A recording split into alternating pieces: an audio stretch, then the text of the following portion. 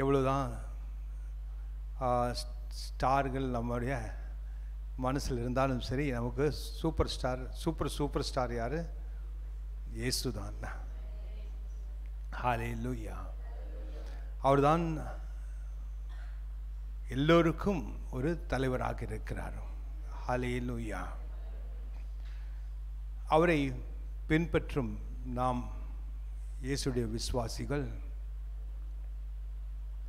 அவரை போல் நாம் மாற வேண்டும். அவருடைய குணாதிசயங்களை நாம் நம்முடைய வாழ்க்கையில் சேர்த்து கொள்ள வேண்டும். அவரே நமக்கு அஸ்திவாரமாக இருக்கிறார் நம்முடைய வாழ்க்கைக்கு. இன்றைக்கு ஜீசஸ் அவர் லீடர், அதாவது இயேசுவே நம்முடைய தலைவர் என்ற தலைப்பில் ஒரு தேவ செய்தியை கேட்க இருக்கிறோம். 1 கொரிந்தியர் 1வது அதிகாரம்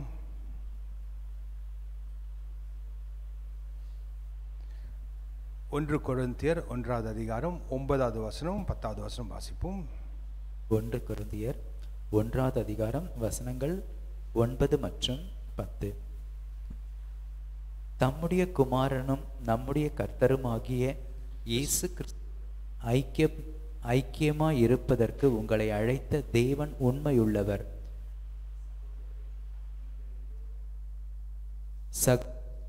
நீங்கள் எல்லோரும் ஒரே காரியத்தை பேசவும் பிரிவினை இல்லாமல் ஏக மனதும் ஏக யோசனையும் உள்ளவர்களாய் சீர்பொருந்தி இருக்கவும் வேண்டுமென்று நம்முடைய கர்த்தராகிய இயேசு கிறிஸ்துவின் நாமத்தினாலே உங்களுக்கு புத்தி சொல்லுகிறேன். நாம் எழுந்திருந்து இந்த தேவ வார்த்தையை கனப்படுத்துவோம். பிதாவே, இந்த தேவ வார்த்தையை உம்முடைய பிரசன்னத்தில் கொண்டு வருகிறோம். இந்த தேவ வார்த்தையை உம்முடைய வல்லமை நலம் அபிஷேகத்தில் நாம் நிரப்பி ஆவியானவர் நீரே எங்களிடத்தில் இந்த தேவார்த்தின் ஆழங்களை வெளிப்படுத்தி இதிலிருந்து புறப்பட்டும் சத்தியத்தினால் எங்களுடைய ஆவியை பலப்படுத்தி நாங்கள் இந்த பூமியில் ஆளுகை செய்யும் வாழ்க்கை வாழ்வதற்காக கிருபையை ஊற்றும் என்று இயேசு நாமத்தில் ஜெபித்து ஒப்புக் கொடுக்கிறோம். நாங்கள் எங்களுடைய இதயத்தை திறந்து தருகிறோம். எங்கள் இதயத்திற்குள் இந்த தேவார்த்தையில் இருக்கும் சத்தியம் பிரவேசிக்க நாங்கள் ஆனந்தத்தோடும் விசுவாசத்தோடும் நாங்கள் காத்திருக்கிறோம் ஐயா. அமேன், அமேன், அமேன், அமேன். காருவோம். 1 கொரிந்தியர் 1வது அதிகாரம் 9-10 என்ற வசனங்களை வாசித்தோம். தம்முடைய குமாரனும் நம்முடைய கர்த்தருமாயிருக்கிற இயேசு கிறிஸ்துவுடனே ஐக்கியமாக இருப்பதற்கு உங்களை அழைத்த தேவன் உண்மையுள்ளவர். சகோதரரே, நீங்கள் எல்லோரும் ஒரே காரியத்தை பேசவும் பிரிவினை இல்லாமல் ஏக மனதினோடு ஏக யோசனையும் உள்ளவர்களாய் சீர் பொருந்தி இருக்கவும் வேண்டுமென்று நம்முடைய கர்த்தராகிய இயேசு கிறிஸ்துவின் நாமத்தினாலே உங்களுக்கு புத்தி சொல்லுகிறேன். ஹல்லேலூயா. அதாவது கர்த்தராகிய இயேசு, அதாவது கர்த்தராகிய தேவன் நம்மை அழைத்ததற்காக கர்த்தராகிய இயேசு இடத்தில் ஐக்கியம் வைத்துக் கொள்வதற்காக. ஐக்கியம் என்றால் என்ன? ஐக்கியம் என்றால் ஒரு ஃப்ரெண்ட்ஷிப், அதாவது ஒரு உறவு. ஐக்கியம் என்றால் ஒருத்தருக்கு ஒருத்தர் பேசுவது. நாம் நம்முடைய அழைப்பதற்காக, நம் ரட்சிப்புக்குள் எதற்காக வந்தோம்? கர்த்தராகிய இயேசுவிடத்தில் ஒரு ஐக்கியம் வைத்துக் கொள்வதற்காக. அதாவது ஐக்கியம் என்றால் நாம் செய்வது எதாக இருந்தாலும் சரி, ஆலோசனை எதுவாக கேட்கிறதா இருந்தாலும் சரி, நம்ம யாரிடத்தில் பேச வேண்டும் என்றாலும் சரி, அதுக்கு யார் இருக்கிறார்? நமக்கு இயேசு. ஹல்லேலூயா. அவர் ஒரு நல்ல லிசனர். அவர் நம்ம எதை பேசினாலும் அதை பொறுமையோடு கேட்கிறவர். ஹல்லேலூயா.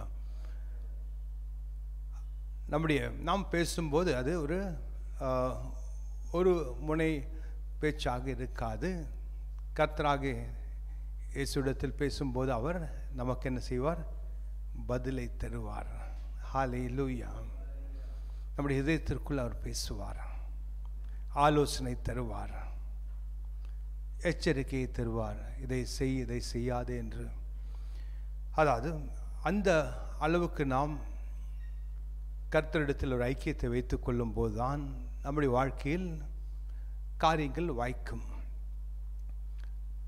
அவர் நம்முடைய தலைவர் என்பதை அறிந்து கொள்ளும்போது, அவர் நமக்கு முன்மாதிரி என்று அறிந்து கொள்ளும்போது, நாம் இன்னும் அதிகமாக அவரை பற்றி அறிந்து கொள்வதற்கு முயற்சி செய்வோம்.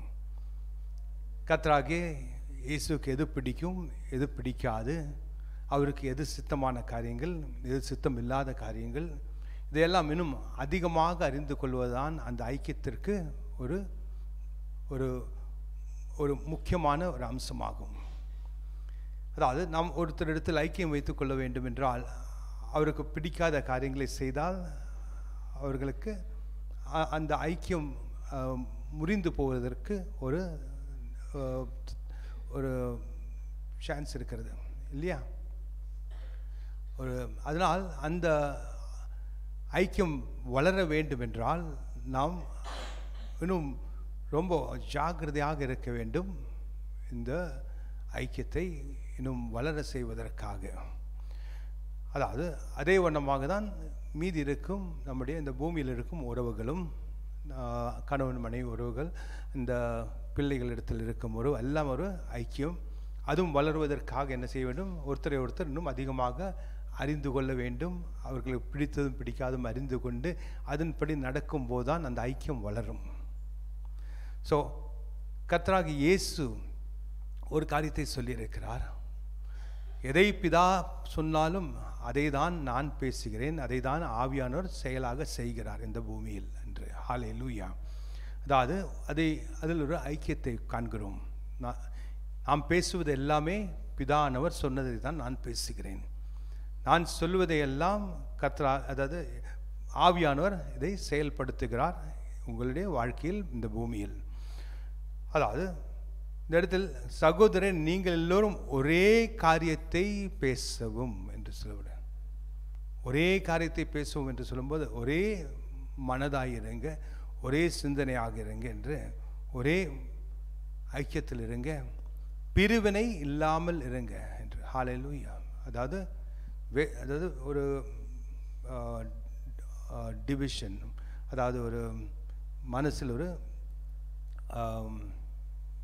வேறு விதமான யோசனைகள் இல்லாமல் ஒரே யோசனையாக இருக்க வேண்டும். அந்த ஒரே யோசனை என்றால் என்ன? அதற்கு அர்த்தம் கர்த்தருடைய வார்த்தையின்படி தான் நம்முடைய யோசனை இருக்க வேண்டும். அப்பொழுதுதான் அந்த ஒரே யோசனையாக இருக்கும். அதுவும் ஏதாவது ஒரு காரியத்தை தீர்மானிக்கும் போது, அதற்காக ஜெபிக்கும் போது கர்த்தராகிய இயேசு என்ன சொன்னார்? நீங்கள் எதை பூமியில் தொட்டு அதை நீங்கள் விசுவாசிக்கிறீர்களோ அது எனக்கு வாய்க்கும் என்று அந்த காரியத்தை பிதா ஆனவர் உங்களுக்கு வாய்க்க செய்வார். ஜெபத்திலும் என்ன தேவை இருக்கிறது? நாம் அந்த காரியத்தை அந்த ஒரு காரியத்தை நாம் விசுவாசிக்க வேண்டும். நாங்கள் 2 பேரும் இந்த காரியத்தை தான் விசுவாசிக்கிறோம் என்று. அதாவது கணவன் மனைவி ஜெபிக்கும் போது சரி, இல்லை பிள்ளைகள் எல்லாம் சேர்ந்து ஜெபிக்கும், எல்லாம் ஒரு காரியத்துக்காக ஜெபிக்கும். அந்த காரியத்தை நம்ம எல்லாம் இதுக்கு ஜெபிக்கலாமா? எல்லாம் அதே ஒரு காரியத்துக்காக நாம் ஜெபிக்கிறோம். அதாவது இதில் ஒரு வல்லமை உண்டு. அதனால்தான் இந்த இடத்தில் சகோதரன், நீங்கள் எல்லாம் ஒரே காரியத்தை பேசவும், பிரிவினைகள் இல்லாமல் ஏக மனதோடு யுக யோசனையின் உள்ளவர்கள் சீர்பொருந்தி இருக்கவும் வேண்டிக் கொள்ளுகிறேன் என்று. ஹல்லேலூயா. அதாவது பிரிவினை இல்லாத ஒரு இடத்தில்தான் கர்த்தருடைய ஆவியானவர் செயல்பட முடியும். பிரிவினை கொண்டு வருவது பிசாசுடைய வேலை. அந்த பிரிவினைக்கு நாம் இடம் கொடுக்காமல் அந்த ஒற்றுமையில், மனதில் ஒற்றுமை, ஆவியில் ஒற்றுமை, ஏக சிந்தனை என்றால் ஒரே சிந்தனையாக இருக்கும்போது அந்த இடத்தில் பிசாசுக்கு இடம் கொடுக்க நாம் மனதில்லை என்று நாம், அதாவது வெளிப்படையாக சொல்லவில்லை என்றாலும் நம்முடைய கிரியைகள்னால் நாம் சொல்லுகிறோம். அந்த ஒரே மனதோடு ஒரே காரியத்தை பேசும்போது பிசாசுக்கு என்ன தெரியுது? இவங்களை பிரிக்க முடியாது, இவங்க இவ்வளோ ஸ்ட்ராங்காக இருக்காங்க, எல்லாத்துலேயும் ஒரே காரியம், அதை விட்டு கொடுக்குறாங்க. இப்போது ஒருத்தர் குடும்பத்தில் சில நேரம் யாருமே எல்லாத்துலேயுமே கரெக்ட் கிடையாது. ஆனால் அக்ரிமெண்ட்டு தான் முக்கியம். என்ன அதான், அதாவது ஆமோஸ் 3:3 என்ன போட்டிருக்கு? unless you agree you cannot. Amos 3:3 இரண்டு பேர் ஒருமனப்பட்டிருந்தால் ஒழிய ஒருமித்து நடந்து போவார்களோ? ஹல்லேலூயா. 2 பேர் ஒரு மனதாய் இருந்தாலும் ஒழிய ஒருமித்து நடந்து போவார்களோ. அதாவது நாம் 2 பேர் நடந்து போகிறோன்னு நினச்சிங்க. 2 பேரில் ஒருத்தர் வந்து நான் கிழக்கில் போகிறேன், இன்னொருத்தர் வந்து நான் மேற்கா போகிறேன்னு சொன்னால் அப்படி எப்படி நடந்து போவாங்க? ஒன்றா நீ கிழக்கா போ, நான் மேற்கா போகிறேன்னு சொல்லி 2 பேரும் பிரிஞ்சிடுவாங்க. ஆனால் ஒருத்தர் கிழக்கில் போகிறேன்னா இன்னொருத்தர் வந்து சரி சரி எனக்கு மேற்கில் போகிறன்னு தான் ஆசை, ஆனால் இப்போ நான் உன்னோட வந்து கிழக்கிலே போகிறேன் அப்படின்னு சொல்லும்போது அந்த இடத்துல என்னது இருக்குது? ஒரு ஏக மனது, ஒரே மனது. அதாவது மனதின் சிந்தனைகளை நாம் ஒரே மனதாக மாற்றுவது சில நேரத்தில் என்ன செய்யும்? விட்டு கொடுக்க வேண்டும். அதனால்தான் அந்த ஏக மனதாக இருக்கும்போது சொல்லி எல்லோருக்கும் ஒரு மனது இருக்கிறது, ஒவ்வொருத்தருக்கும் ஒரு சிந்தனை இருக்கிறது. ஆனால் அதை ஒரே மனதாக மாற்றுவது தான், அதுதான் வல்லமை உண்டு. அந்த வல்லமையை நாம் கடைபிடிக்கும் போது, அதை எடுத்துக்கொள்ளும் போது, அந்த வல்லமை எடுத்துக்கொள்ளும் போது கர்த்தருடைய ஆவியானவர் அந்த இடத்தில் கிரியை செய்கிறார். அதனால்தான் நாம் நம்முடைய தலைவரான இயேசு, ஹல்லேலூயா, தலைப்பு இருந்தது இயேசுவை நம்முடைய தலைவர். அவர் எப்படி செயல்படுகிறார்? பிதா எதை பேசுகிறாரோ அதுதான் நான் உங்களுக்கு பேசுகிறேன், நான் பேசுகிற காரியத்தை ஆவியானவர் செயல்படுத்துகிறார் இந்த பூமியில் என்று சொன்னார். ஹல்லேலூயா. அதில் ஒரு ஐக்கியம் இருக்கிறது, அதில் ஒரு ஒற்றுமை இருக்கிறது, ஒரே மனது இருக்கிறது, ஒரே ஆவி இருக்கிறது. அதை தான் நாம் ஆவியானவரை பெற்றுக்கொண்டு நாம் கடைபிடிக்க வேண்டும். அப்பொழுதுதான் அந்த இடத்தில் கர்த்தராகிய தேவனுடைய வல்லமை வெளிப்படும். ஹல்லேலூயா. சகோதரரே, நீங்கள் எல்லாம் ஒரே காரியத்தை பேசும், பிரிவினை இல்லாமல் ஏகமனதோடு யெகோ யோசனையும் உள்ளவர்களாக சீர்புரிந்திருக்கவும் வேண்டும் என்று நம்முடைய கர்த்தராகிய இயேசு கிறிஸ்துவின் நாமத்தினாலே உங்களுக்கு புத்தி சொல்லுகிறேன். ஹல்லேலூயா. கர்த்தருடைய வார்த்தை நமக்கு புத்தி சொல்லுகிறது. அதாவது நாம் இந்த தெரிந்தவர்களாக இருந்தாலும் சரி, நமக்கு எல்லோருக்கும் ஒரு யோசனை இருக்குது, ஒரு மனசு இருக்குது, ஒவ்வொரு காரியத்தை பேசுகிறதுக்கு வல்லமை இருக்குது, பேச வாய் இருக்குது, அதனால் பேசலாம் என்று இருந்தாலும், ஆனால் எல்லோரும் ஒரேபடியாக நினைப்பதற்கும் பேசுவதற்கும் அதற்கு தான் நம்முடைய அந்த மாம்சத்தை நாம் ஒடுக்க வேண்டும். அப்பொழுதுதான் ஆவியில் செயல்படுவோம். ஆனால் மாம்சத்தில் நாம் செயல்படும் போது என்ன, நீ என்ன சொல்லி நான் என்ன கேட்குறது, நான் எனக்கு தெரிஞ்சு நான் செய்கிறேன், உனக்கு தெரிஞ்சு நீ செய், அதுதான் மாம்சம் சொல்லும். ஆனால் கர்த்தருடைய ஆவியானவர் நமக்கு போதிப்பது என்ன? அவருடைய வார்த்தையில் ஏக மனதாக ஒரே காரியத்தை நீ நினைக்க வேண்டும், ஒரே காரியத்தை பேச வேண்டும். இது ஐக்கியத்தில் இருக்கும் ஒரு வல்லமை. இதே வண்ணமாக தான் சபையோர் எல்லோரும் ஒரே காரியத்துக்காக நாம் ஜெபிக்கும் போது, ஒரே காரியத்தை நினைத்து கொண்டிருக்கும் போது, அப்போது கர்த்தர் இந்த இடத்தில் என்ன செய்வார்? செயல்படுவார். ஹல்லேலூயா. நாம் எல்லோரும் சபைக்காக ஜெபிக்கிறோம் என்றால் எப்படி ஜெபிப்போம்? ஒரே மனது, ஒரே ஆவியோடு கர்த்தருடைய பிரசன்னம் இந்த இடத்தில் வல்லமையாக இருக்க வேண்டும். அவருடைய மகிமை இந்த இடத்தில் நிரம்பி இருக்க வேண்டும். இந்த இடத்தில் வரும் ஒவ்வொருத்தரும் ஆசீர்வதிக்கப்பட வேண்டும். ஒரே ஆவியில் ஒரே மனதோடு ஜெபிக்கும் போது கர்த்தர் அதற்கு கிரியை செய்வார். நாம் அப்போஸ்தலர் நடவடிக்கையில் 2வது அதிகாரத்தில் 2:3-4 ஆவியானவர் வந்து இறங்கினார். அப்போஸ்தலர் நடவடிக்கைகள் 2வது அதிகாரம் வசனங்கள் 2-4 வரை. அப்பொழுது பலத்த காற்று, அப்பொழுது பலத்த காற்று அடிக்கிற முழக்கம் போல, அடிக்கிற 1லேருந்து வாசித்தா தான் கரெக்டாக இல்லை?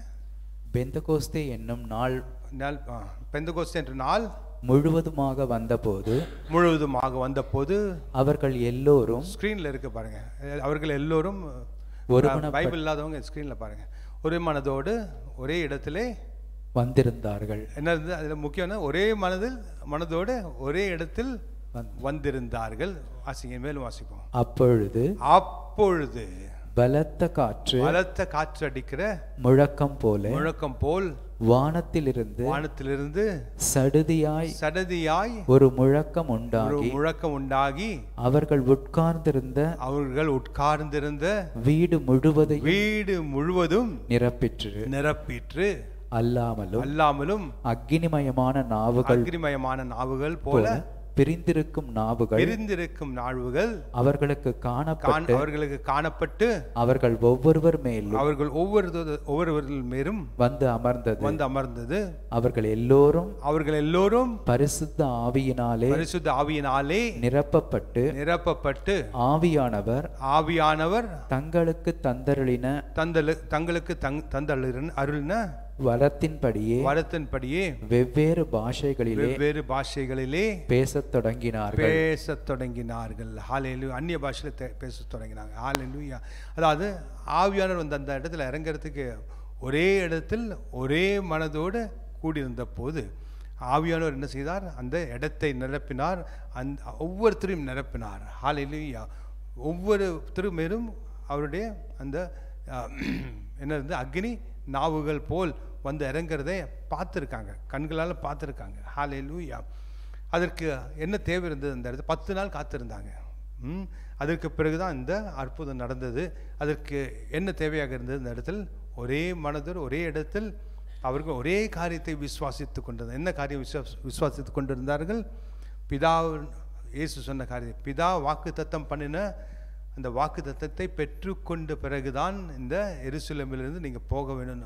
அவருடைய வாக்குத்தத்தம் என்ன என்று அதை விசுவாசித்து அந்த வாக்குத்தத்தம் எனக்கு செயல்பட வேண்டும் ஆண்டவரே, அதை எனக்கு பெற்றுக்கொள்ள வேண்டும் என்று ஒரே மனதோடு ஒரே ஆவியோடு காத்திருந்தார்கள்.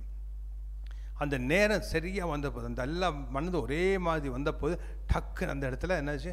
ஆவியோட வல்லமை வந்து இறங்கிடுச்சு. அதாவது இதற்கு அர்த்தம் என்னென்னா, ஒரே ஆவியோடு ஒரே மனதோடு நாம் எந்த இடத்தில் செயல்பட்டாலும் அந்த இடத்தில் ஆவியானவர் வந்து இறங்குவார், அந்த இடத்தில் கிரியை செய்வார். அதுக்கு அவ்வளோ வல்லமை இருக்கு. ஹல்லேலூயா.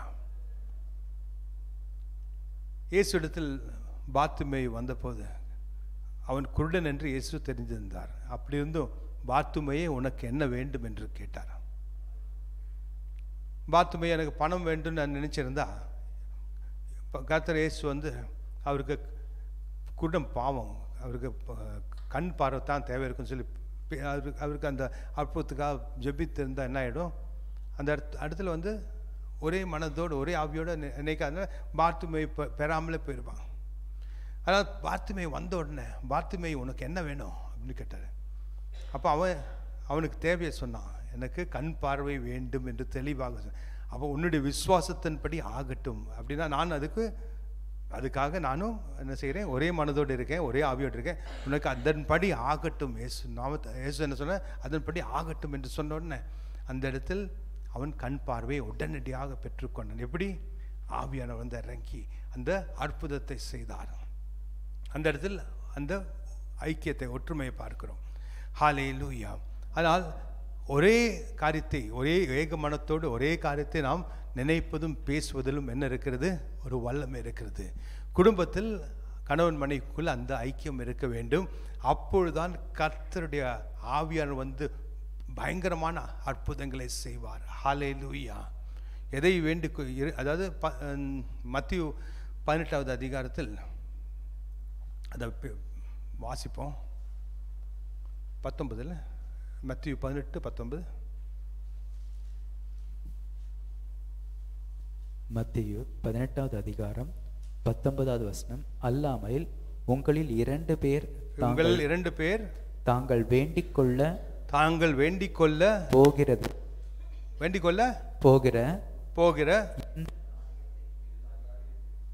எந்த காரியத்தை இங்க இருக்க மேல வேண்டிக் கொள்ள போகிற எந்த காரியத்தை குறித்தாகிலும் பூமியிலே ஒரே மனப்பட்டிருந்தால் பரலோகத்தில் இருக்கிற என் பிதாவினால் அது அவர்களுக்கு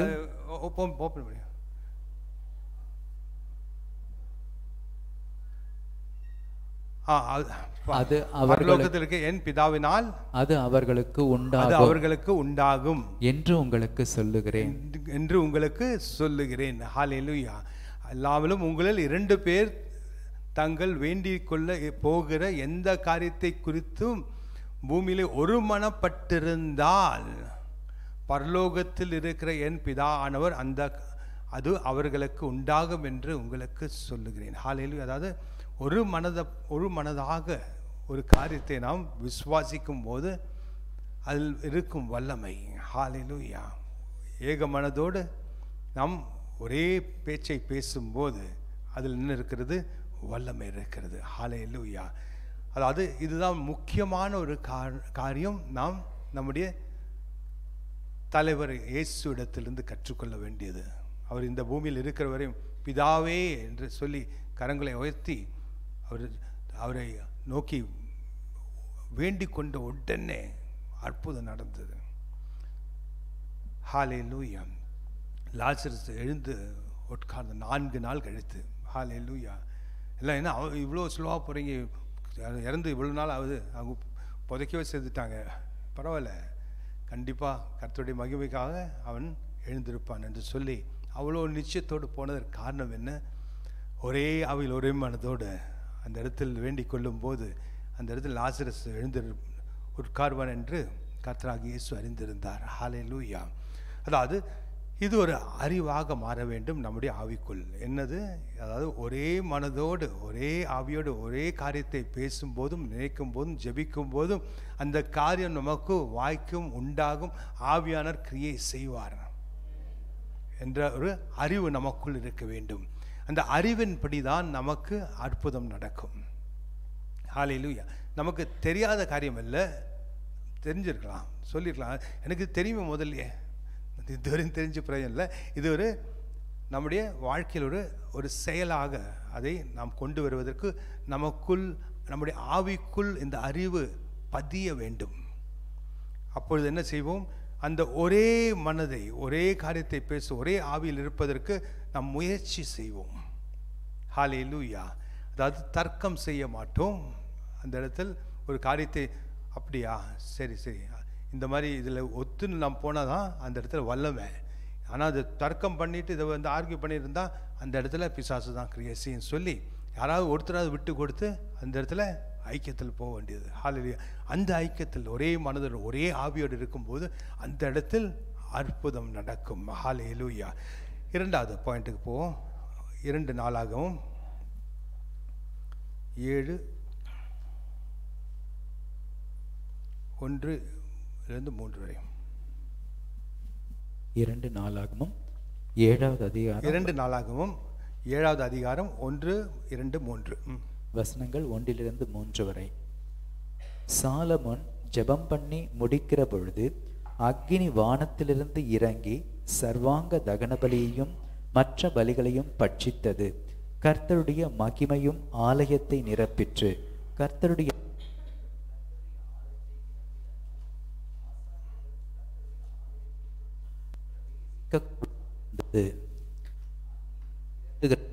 கர்த்தருடைய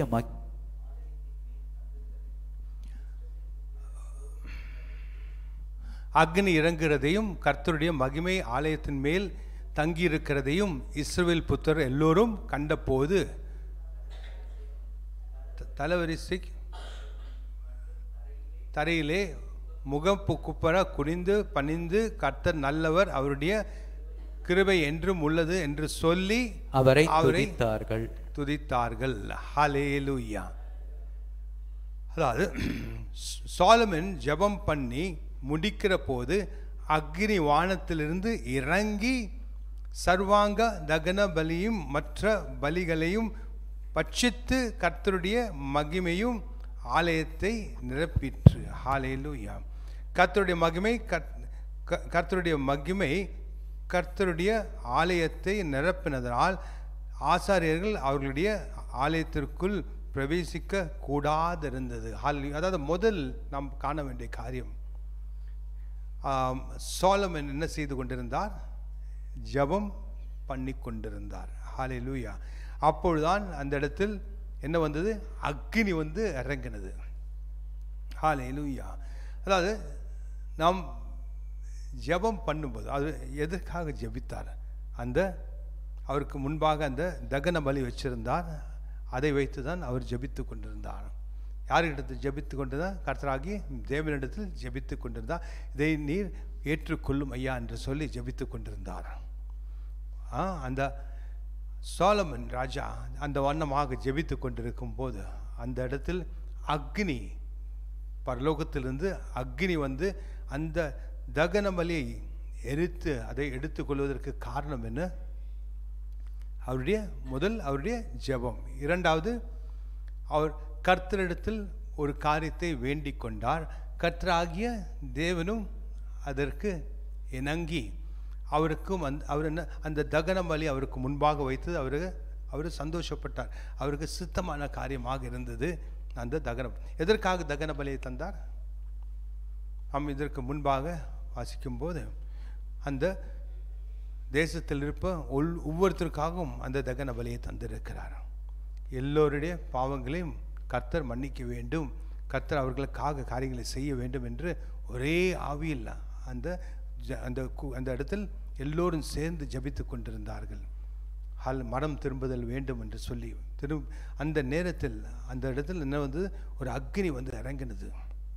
அந்த இடத்தில் பார்க்குறோம் ஐக்கியம் இருந்தது. கர்த்தராகிய தேவனிடத்தில் ஒரு ஐக்கியத்தை வைத்திருந்தார் சாலமன் ராஜா. அந்த ஐக்கியத்தினால் அந்த இடத்தில் அந்த அற்புதம் நடந்தது. என்ன செய்து? அந்த தகன பலி கர்த்தராகிய தேவனால் ஏற்றுக்கொள்ளப்பட்டதை கண்களால் பார்த்தார்கள். ஹல்லேலூயா. அந்த இடத்தில் அது மட்டுமல்லாமல் இன்னொரு காரியத்தை உணர்ந்தார்கள். என்ன உணர்ந்தார்கள்? மகிமை. அந்த இடத்தில் அந்த ஆலயத்தை மகிமை நிரப்பினது. இப்போதான் அப்போஸ்தலர் நடவடிக்கை பார்த்தோம். அந்த இடத்துல இறங்கினது என்னது? தேவ வல்லமை. அந்த இடத்தில் மகிமை நிரம்பினது. ஒரே ஆவியில் ஒரே மனதோடு அந்த இடத்தில் கூடி அவர்கள் ஜெபிக்கும் போது, இன்னும் அப்போஸ்தலர்கள் எல்லாம் சேர்ந்து ஒரு இடத்துல உட்காந்து ஜெபிச்சு, பேதுருவும் எல்லாம் சேர்ந்து ஜெபிக்கும் போது அந்த இடத்துல என்ன இருந்தது? பூமியே குலுங்கினது. அதாவது ஒரு earthquake, பூகம்பம் வந்தது அந்த இடத்துல. ஏன்? ஒரே ஆவியில் ஒரே மனதை வந்து அந்த பூகம்பத்திற்கு அர்த்தம் என்ன? சங்கீதத்தில் பார்க்கிறோம், அது கர்த்தருடைய பிரசன்னம் என்று. கர்த்தர் அந்த இடத்தில் பிரசன்னமாக இருக்கும்போது சில காரியங்கள் நடக்கும். அந்த இடத்தில் ஒரு பூகம்பம் மாதிரி அசையும் அந்த இடம். அதை தான் அந்த இடத்தில் பேதுரு அவங்க இந்த கூடியிருந்த ஜெபித்தவர்கள் உணர்ந்தார்கள். ஒரே ஆவியில் ஒரே மனத்தோடு ஜெபிக்கும் போது உங்களுடைய பிரசனம் வந்து இறங்கணும் ஆண்டவரேன்னு சொல்லி அந்த பிரசனம் இறங்கினது. ஒரு உதாரணத்தை சொல்கிறேன், இல்லை ஒரு சாட்சியை சொல்கிறேன். நான் பிஸ்னஸ் பண்ணிட்டு தான் இருந்தேன், இன்னும் முழு நேரம் ஊழியத்துக்கு வரல. அந்த நேரத்தில் ஒரு புக்கு படித்தேன். அந்த புக்கில் வந்து பகத்சிங்னு ஒருத்தர் பாகிஸ்தானில் பெரிய ஊழியக்காரர். அவர் வந்து ஒரு இடத்துல ஜெபிக்கும்போது இந்த மாதிரி ஒரு நில நடுக்கம் வந்து அந்த இடத்துல கர்த்தருடைய பிரச்சனை வந்தது. வந்து அது வாசித்தேன், அந்த புக்கில் வாசித்தேன். அந்த டைமில் அப்போ முதல் 2-3 வருஷம் தான் ஆச்சு நான் கர்த்தருக்குள்ளே வந்தேன். அந்த எனக்கு ஒரு விசுவாசம் வந்தது, நாமும் ஜெபிப்போம் அந்த மாதிரின்னு. இந்த இடத்துல ஒரு கர்த்தருடைய பிரச்சனை வந்து இறங்கணும், ஒரு பூகம்பம் வந்து இறங்கணும்னு சொல்லி அந்த உணர்ந்த ஆண்டவரேன்னு சொல்லி ஜெபித்து அங்கே பாஸ்டர் அழைத்துன்னு வரத்துக்காக போக வேண்டியது. குழந்தைங்களை மேலே போய் கூட்டின்னு வரத்துக்காக போயிட்டு காருக்குள்ளே குழந்தைங்களை உட்கார வச்சு நான் போகிறேன். போகும்போது வழியில் இந்த லாயலா காலேஜ் நாங்கள் இந்த யுனைடெட் இந்தியா காலேஜில் அங்கே தான் தங்கியிருந்தோம். லாயலா காலேஜ் அந்த போகும்போது எல்லாம் வெளியில் வந்து நிற்கிறாங்க. வெளியே வந்து நிற்கிறாங்க. ஏன் அந்த மாதிரி நிற்கிறாங்கன்னு இப்போ கேட்டேன். உங்களுக்கு தெரியாதா? இப்போ தான் நிலநடுக்கம் வந்துடுச்சு அப்படின்னா அப்படின்னு சொல்லி நான் போயிட்டு வந்தேன். அப்புறம் அவங்களும் உணர்ந்தாங்க அதை.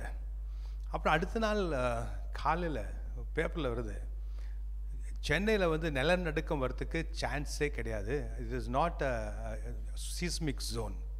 அது சீஸ்மிக் ஜோனாக அந்த நிலநடுக்கிறதுக்கு அந்த ஜோன் வந்து சீஸ்மிக் ஜோனாக இருக்கணும். அந்த சென்னை ஏரியாவில் வந்து அந்த சீஸ்மிக் ஜோனே கிடையாது, நிலநடுக்கம் வரத்துக்கு வாய்ப்பே கிடையாது அப்படின்னு சொல்லி ஒரு இந்துவில் வந்து ஒரு ஆர்டிக்கிளை போட்டிருக்காங்க. அது எப்படி வந்ததுன்னு தெரியல. அப்படின்னு சொல்லிட்டு அப்புறம் கர்த்தர்கிட்ட கேட்டேன், ஆண்டவரே ஏன் இந்த மாதிரி வந்து அந்த டைமில் வந்து what is that verse God gave us, அந்த சங்கீதத்தில் போட்டிருக்கோம், அது கர்த்தருடைய பிரசனம் வந்து இறங்கும் இடத்தில் அந்த இடத்தில் பூகம்பம் பாரி என்று இருக்கும். சினாய் மலையை, சென்னையை, அதாவது சினாய் மலைன்றது சென்னையை அந்த இடத்தில் உணர்ந்தது, அந்த அந்த பூகம்பம் உணர்ந்தது. அந்த ஐ திங்க் 68 68 வரும்னு நினைக்கிறேன், சங்கீதம் 68. When the presence of the Lord came, 68 தானே, வீட்டில் போய் படிக்கலாம். எல்சிசி கம்யூனிஷனில் வேணால் போடுறேன் அந்த வசனத்தை. கர்த்தர் பதில் தந்தார், அது வந்தது என்னுடைய கிடைச்சதா சொல்லுமா. 8th verse 68 சங்கீதம் ஜெபித்த போது கர்த்தர் இந்த வார்த்தையை தான் தந்தார். 68வது அதிகாரம் 8வது வசனம், பூமி அதிர்ந்தது, தேவனாகிய உமக்கு முன்பாக வானமும் பொழிந்தது, இஸ்ரவேலின் தேவனாய் இருக்கிற தேவனுக்கு முன்பாக இந்த சீனாய் மலையும் சென்னை அசைந்தது. சீனாய் அசைந்தது என்று சொன்னது சென்னை அசைந்தது. ஹல்லேலூயா. அதாவது ஏன் இந்த மாதிரி பூகம் வந்தது, இது என்னுடைய ஜபத்தினால வந்ததா என்று கேட்டு கர்த்தர்கிட்ட இந்த வசனத்தை கர்த்தர் கொடுத்தாரு. எஸ், என்னுடைய அந்த பிரச்சனை அந்த இடத்துல வந்த போது தான் சென்னை, அதாவது அதுக்கு பிறகு இதுவரையும் இது பூகம் வந்ததே இல்லை. அது எந்த வருஷம் தெரியல, ஞாபகம் இருக்கா? ஹல்லேலூயா. அந்த இடத்துல ஹல்லேலூயா. அதாவது கர்த்தர் ஒரே ஆவியில் நாம் ஒரே மனதோடு ஒரே அந்த இடத்தில் நாம் ஜெபிக்கும் போது கர்த்தர் என்ன செய்வார், அந்த இடத்தில் ஐக்கியப்படுவார். அந்த இடத்தில் அக்னி வந்து இறங்கின வண்ணமாக நாம் எதை கேட்டாலும் செய்வார். ஹல்லேலூயா. உறுதியாக இருக்கலாம், கர்த்தர் நாம் எதை கேட்டாலும் செய்வார். இதை மாதிரி பல அற்புதங்கள் பல காரியங்கள் நடந்திருக்கு, அது அப்பப்போ ஞாபகம் வரும்னு சொல்கிறேன். ஹல்லேலூயா. ஸோ கர்த்தர் அக்னியாய் இறங்கிறதை, கர்த்தருடைய மகிமையின் ஆலயத்தில் தங்கியிருப்பதையும் இஸ்ரவேல் புத்திரர் எல்லோரும் கண்டபோது தல வரிசை மட்டும் தரையில் முழங்குப்புற குனிந்து பணிந்து கர்த்தர் நல்லவர், அவருடைய கிருபை என்றும் உள்ளது என்று சொல்லி அவரை துதித்தார்கள். ஹல்லேலூயா. இந்த காரியம் எதற்காக வந்து நடந்தது? அந்த இடத்தில் இருப்பவர்கள் விசுவாசிப்பதற்காக. ஹல்லேலூயா. அவர்கள் என்ன விசுவாசித்தார்கள்? கர்த்தருடைய வல்லமையை விசுவாசித்தார்கள். உடனடியாக கர்த்தர் நல்லவர், அவருடைய கிருபை என்றென்றும் உள்ளன என்று அவருடைய வாய் நிரம்பி அவர்கள் என்ன செய்தார்? கர்த்தரை துதித்தார்கள். ஹல்லேலூயா. கர்த்தர் எப்போதுமே வல்லவர் தான், எப்போதுமே நல்லவர் தான். ஹல்லேலூயா. அவர் நமக்காக நாம் ஐக்கியப்படும் போது ஒரே ஆவியில் ஒரே மனதோடு அவரிடத்தில் எதை கேட்டாலும் அவர் உடனடியாக செய்கிற தேவன். ஹல்லேலூயா. தாமதம் இல்லாமல் நம்முடைய சத்தம் இவ்வளோ கோடி கணக்கில் இருக்கிறத நம்ம சத்தம் கேட்குமான்னு நமக்கு சந்தேகம் இருக்கலாம், கண்டிப்பாக கேட்பார். ஹல்லேலூயா. யார் ஒரே ஆவியில் ஒரே மனதோடு கர்த்தரிடத்தில் முறையிடும் போது கர்த்தர் நமக்காக அந்த அற்புதத்தை செய்வார். அதாவது இதிலிருந்து அறிந்து கொள்ள வேண்டும், நம்முடைய life should be life of prayer, power and glory. நம்முடைய வாழ்க்கை ஒன்று ஜெபத்தினாலும் வல்லமையினாலும் மகிமினாலும் நிரம்பின ஒரு வாழ்க்கையாக இருக்க வேண்டும். அந்தபடியாக தான் கர்த்தராகிய இயேசுடைய வாழ்க்கை இருந்தது. அதே நேரத்தில் அந்த இடத்துல என்ன செய்தார்கள்? அதை கண்ட உடனே எல்லாம் ஆராதித்து துதித்தார்கள், கர்த்தரை நம்முடைய வாழ்க்கை வந்து ஒரு கர்த்தரை துதித்து ஆராதிக்கிற ஒரு வாழ்க்கையாக நாம் இருக்க வேண்டும். கர்த்தர் நல்லவர், அவருடைய கிருபை என்றும் என்றும் உள்ளது என்ற அந்த துதி நம்முடைய வாயிலிருந்து எப்போதும் நாம் சொல்லி வர வேண்டும். மூன்றாவது காரியத்தை கடந்து செல்வோம். எபேசியர் 4:11-13 வரையும். எபேசியர் 4வது வசனங்கள் 11 மைக்கு புதுசு வாங்கணும். மேலும் நாம் அனைவரும் தேவனுடைய குமாரனை பற்றும் விசுவாசத்திலும் அறிவிலும் ஒருமைப்பட்டவர்களாகி, நானே வாசிக்கிறேன், நீங்க ஆஃப் பண்ணுங்க அதை. ஒருமைப்பட்டு உள்ளவராக கிறிஸ்துவனுடைய நிறைவான வளர்ச்சியில் அளவுக்கு தக்க பூர்ண புருஷராகும் வரைக்கும் பரிசுத்தவான்கள் சீர்படுத்தும் பொருட்டு சுவிசேஷ ஊழியத்தின் வேலைக்காகவும் கிறிஸ்துவின் சரீரமாகிய சபையானது பக்தி விருத்தி அடைவதற்கும் அவர் சிலரை அப்போஸ்தலராகவும் சிலரை தீர்க்கதரிசிகளாகவும் சிலரை சுவிசேஷர்களாகவும் சிலரை மேய்ப்பர்களாகவும் போதகர்களாகவும் ஏற்படுத்தினார். ஹல்லேலூயா. அதாவது இந்த மூன்றாவது பகுதியில் நாம் பார்க்க இருப்பது ஹல்லேலூயா. இது ஒரு வல்லமையான ஒரு சத்தியம். வாசிக்கும்போது அறிந்தீங்க, மேலும் நாம் அனைவரும் தேவனுடைய குமாரனை பற்றும் விசுவாசத்திலும் அறிவிலும் ஒருமைப்பட்டவர்களாகி கிறிஸ்துவனுடைய நிறைவான வளர்ச்சியில் அளவுக்கு தக்க பூர்ண புருஷராகும் வரைக்கும் பரிசுத்தவான்கள் சீர்பொருந்து பொருட்டு சுவிசேஷ ஊழியத்தின் வேலையை கிறிஸ்துவின் சரீரமாய் சபையானது பக்தி விருத்தி அடைவதற்கும் இந்த வண்ணமான ஊழியங்களை கர்த்தர் என்ன செய்திருக்கிறார்? ஹல்லேலூயா, ஏற்படுத்தி இருக்கிறார். அதாவது ஆங்கிலத்தில் பர்ஃபெக்ட் மேன் என்று போட்டிருக்கும், அதாவது பூர்ண புருஷன். ஹல்லேலூயா. யார் பர்ஃபெக்ட்? அதில் கர்த்தராகிய தேவன் மட்டும்தான் பர்ஃபெக்ட். கர்த்தராகிய இயேசு மட்டும்தான் பர்ஃபெக்ட். பூர்ணர் என்றால் கர்த்தராகிய தேவனும் கர்த்தராகிய இயேசும் தான் பூர்ணர், வேறு யாரும் இல்லை. ஆனால் அந்த பரிபூர்ணத்துக்குள் நம்மை கொண்டு வருவதற்காக தான் கர்த்தராகிய தேவன் ஊழியங்களை ஏற்படுத்தியிருக்கிறார். ஏன்? அதாவது ரட்சிப்புக்குள் வருகும் ஒவ்வொருத்தருக்கும் என்ன தேவை இருக்கிறது? போதனை தேவை இருக்கிறது. கர்த்தருடைய வார்த்தையின் அறிவு தேவை இருக்கிறது. இந்த போதிப்பு இல்லை என்றால் நாம் நம்முடைய மனதின்படி காரியங்களை செய்வோம். இப்பொழுது போதிக்கும் போது, அதாவது எல்லோருக்கும் தெரியும், ஒரே மனதோடு இருக்கணும், ஒரே சண்டே சச்சரவு செய்யாமல் இருக்கும் எல்லாம். ஆனால் அதில் இருக்கும் வல்லமை, அதிலிருந்து கிடைக்கும் நன்மை என்ன என்று அது அறிவாக நம்முடைய ஆவிக்குள் போகும்போது தான் நாம் செயல்படுவோம். அது கர்த்தராகிய தேவனுக்கு நன்றாக தெரியும். அதை ஒரு தெரிந்து கொண்டு பிரயோஜனம் இல்லை, அறிந்து கொண்டால் தான் அதில் பிரயோஜனம் இருக்கிறது. எனக்கு தெரியும் இதெல்லாம் எனக்கு தெரியும், தெரிந்து பிரயோஜனமே இல்லை. அது நான் இதை எனக்கு அறிவாக நான் அறிந்து கொண்டிருக்கிறேன். அறிவு என்று சொல்லும்போது என்னது? அந்த நாலேஜ்.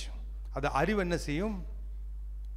எதை செய்யணும் எதை செய்ய வேண்டாம்னு சொல்லி அது எதை செய்யணுமோ அது மட்டும் செய்யும். அதுதான் அறிவு. கரெக்டா? ஆனால் இப்போ எதுக்கு நம்ம வந்து இப்போ கம்ப்யூட்டர் அதெல்லாம் படிக்கிறோம், அதெல்லாம் போய் கோர்ஸ் எல்லாம் எடுத்து செய்கிறோம். அப்போ தான் வேலைக்கு போனால் அதனுடைய அறிவு இருக்கும், அதன்படி செயல்படுறதுக்கு. அதை படிக்கலைன்னா அந்த அறிவு கிடைக்காது, அந்த வேலைக்கு நம்ம தகுதி ஆக மாட்டோம். ஸோ அறிவுன்றது வந்து செயலில் கொண்டு வர காரியத்திற்காக. சும்மா அறிவை நாம் பெற்றுக்கொள்வதில்லை. நாம் என்ன எதுக்காக அறிவை பெற்றுக்கொள்கிறோம்? நம்முடைய வாழ்க்கையில் அதை செயலாக மாற்றுவதற்கு. தெரிந்து கொள்கிற காரியம் நிறைய இருக்குது. நிறைய பேருக்கு நிறைய காரியம் தெரியும், ஆனால் அதை செயலில் கொண்டு வர மாட்டாங்க. ஏன்? அது தெரிந்திருக்கிறார்கள், அதை அறிவாக மாறவில்லை. ஸோ அதனால்தான் இது நமக்கு ஒரு அறிவாக மாறும்போது தான் இதை நாம் செயல்படும். இது ஆவியில் ஒரே மனதோடு ஒரே ஆவியோடு ஒரே மனதோடு நம் எதை இருந்தாலும் பேசுவதும் செய்வதும் ஒரே மாதிரி இருந்தால் அதில் வல்லமை உண்டு. அதை அறிந்து கொள்ளும் போது அந்த ஒற்றுமையை காத்துக்கொள்வதற்காக என்ன வேணாலும் செய்வோம். ஏன்? அந்த இடத்துல அற்புதம் நடக்கும். அதாவது சபையோர் எல்லாரும் செய்வாங்க. எல்லாம் இனிமேல் ஒரே ஆவியில் ஒரே மனதோடு இருக்கிறோம், நம்முடைய வாழ்க்கையில் அற்புதம் நடக்கணும். சண்டை சச்சரவு இருக்கக்கூடாது. ஒரு விசுவாசி இன்னொரு விசுவாசியோட சண்டை சச்சரவு வச்சுருந்தா அந்த விசுவாசி யார் சண்டைக்கு ஏன்னா எனக்கு உங்ககிட்ட பேச மாட்டான்னு நினைக்கிறாங்க, அவங்க வாழ்க்கையில் அற்புதம் நடக்கிறது தடையாக இருக்கும். அதை மீறி போய் பேசுகிறாங்க பாருங்கள், அவங்களுக்கு கர்த்தர் உதவி செய்வார். அதனால் சண்டை சச்சரவு இல்லாமல் பார்த்து கொள்ள வேண்டும் நம்முடைய வாழ்க்கையில். அதே மாதிரி வீட்டிலையும் கணவன் மனைவி இடத்திலும் அதே நேரத்தில் பிள்ளைகள் இடத்திலும் அந்த சண்டை சச்சரவு ஒரே ஆவியில் ஒரே மனதோடு நாம் எல்லா காரியத்தையும் செயல்பட வேண்டும்.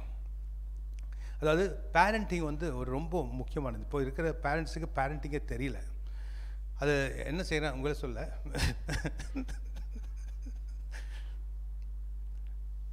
ஏன் சொல்கிறேன்னா அவங்க நான் கேட்டிருக்கேன். அதாவது நான் சொல்கிறது வந்து அது உலகத்தில் இருப்பவர்களாக இருக்கலாம், கர்த்தருடைய பிள்ளைங்களாக இருக்க மாட்டாங்க. பிள்ளைங்க எதை செய்தாலும் வந்து அவங்க செயலுக்கு விட்டு விடணும், அவங்கள திருத்தக்கூடாது. இவங்க திருத்த நான் பார்த்துருக்கேன், அதனால இவங்களுக்கு சொன்னேன், இவங்களுக்கு இல்லைன்னு. அதாவது எதை செய்தாலும் வந்து விட்டு அது செய்யட்டும், அவங்க சுதந்திரமாக இருக்கட்டும், ஃப்ரீடமாக இருக்கட்டும், அவங்க செய்கிறத செய்யட்டும் அப்படின்னு சொல்லி விட்டுருவாங்க. ஆனால் கர்த்தர் எதுக்கு ஒரு பெற்றோர்களை தந்திருக்கிறார், கேர்டேக்கரை தந்திருக்கிறார். அவர்கள் தவறு செய்தால் அதை திருத்துவதற்கு. நம் எபிரேயர் 12வது அதிகாரத்தில் வாசிக்கிறோம், பிதா என்ன செய்கிறார், புத்திரர்களை அவர் சீர் செய்கிறார், திருத்துகிறார், சிருஷ்டிக்கிறார். அது வாசிக்க வேணாம், போய் வீட்டில் வாசிக்கணும், நீங்கள் வாசிக்க வேணாம். நல்ல ஒரு மைக்கு கொடுக்குற வரைக்கும் அவர் வாசித்து பிரயோஜனமே இல்லை. ஒரு நல்ல ஒரு மைக்கு ரெடி பண்ணுங்க. நீ சத்தமாக வாசிக்கிறீங்களா? வாசிங்க.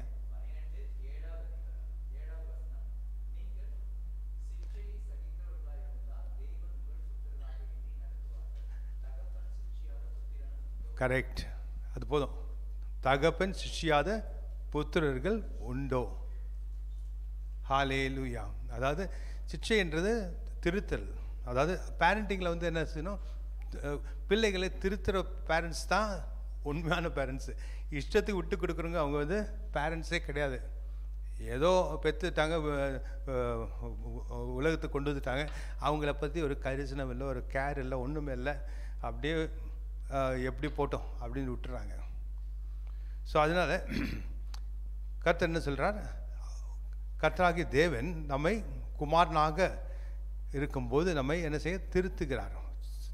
நம்முடைய செயலை இந்த அறிவதற்கு தருகிறார். இந்த காரியம் இந்த வண்ணமாக தான் செய்யணும்.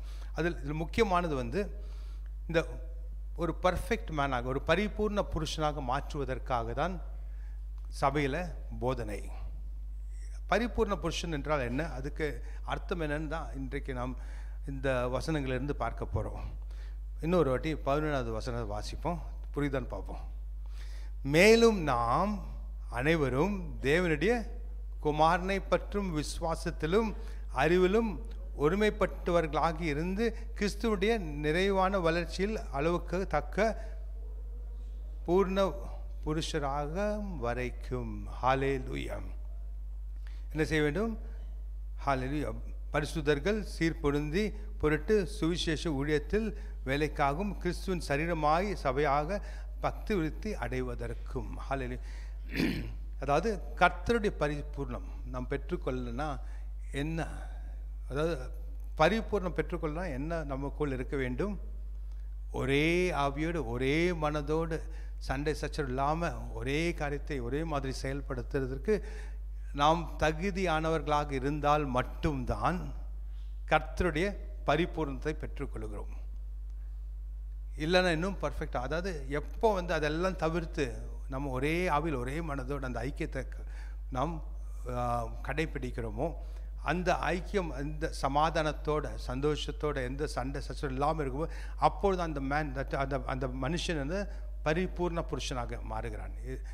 Perfect man. அது பர்ஃபெக்ட் மேனா ஸ்திரீயாக இருந்தாலும் சரி புருஷனாக இருந்தாலும் சரி, அவர்கள் கர்த்தருடைய பரிபூர்ணத்தில் எப்போ வருகிறார்கள்? இந்த ஐக்கியம் இருக்கும்போது, ஒரே ஆவியில் ஒரே மனதோடு கர்த்தராகி தேவனிடத்தில் மட்டுமல்ல பிற விசுவாசிகளிடத்திலும், அதே நேரத்தில் நம்முடைய வீட்டிலும் கணவன் மனைவி பிள்ளைகள் எல்லாம் ஒரே ஆவியில் ஒரே மனதோடு இருக்கும்போது தான் அந்த பர்ஃபெக்ஷன் வருகிறது. பர்ஃபெக்ட் மேன், ஒரு பரிபூர்ண புருஷர்களாக நாம் மாறுகிறோம். இதுதான் இந்த கடைசி 3வது பாயிண்ட்டு. ஸோ இன்றைக்கு பார்த்த பாயிண்ட்ஸ் எல்லாம் நமக்கு உதவியாக இருக்குமா இல்லையா? திருப்பி மறந்துட்டிங்கன்னா திருப்பி ஒன்று ஞாபகப்படுத்துவோம். அதுதான் எழுதி வைக்கிறது நல்லது. என்ன சரி, எழுதி வச்சுக்கிட்டு கேட்போம். முதல் பாயிண்ட் என்ன பார்த்தோம்? நானே மறந்துட்டேன் பாருங்க, நீங்கள் சொன்னதான் எனக்கு தெரியும். முதல் பாயிண்ட் என்னது? கர்த்தராகிய தேவனிடத்தில் ஐக்கியம், அதில் எந்த